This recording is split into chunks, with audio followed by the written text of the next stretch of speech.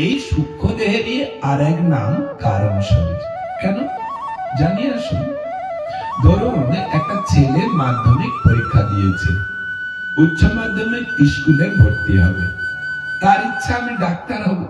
তাই ডাক্তার বাবুকে বলছেন আমি সায়েন্স নিয়ে পড়বো। কি নিয়ে পড়বে? তোকে আমাকে সায়েন্স দেবে। কি বলবে?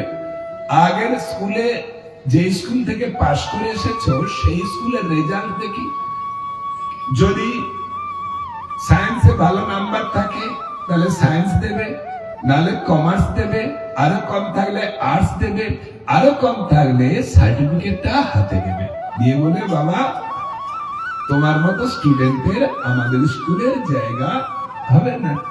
ঠিক তেমনই আমার তো খুব ইচ্ছা আছে একেবারে নায়কের মতো বডি, নায়ক বিশ্ব সুন্দরীর মতো বডি পাবো এবং রাজার ঘরে জন্মাবো এবং বিজ্ঞানীদের মতো বুদ্ধি হবে, এইরকম দেহ চাই।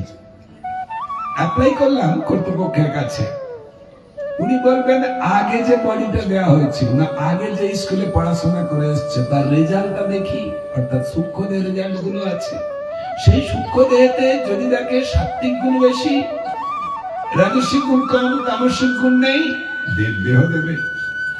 আর যদি দেখে তার পাপ পুণ্য সমান আছে, রাজস্বিক তামসিক সমান আছে, সমান সুখ সমান দুঃখযুক্ত মানুষ দেহ দেবে। যেহেতু রাজস্বিক গুণ বেশি, তামসিক গুণ কম, বেশি সুখ কম দুঃখযুক্ত মানুষ দেহ দেবে।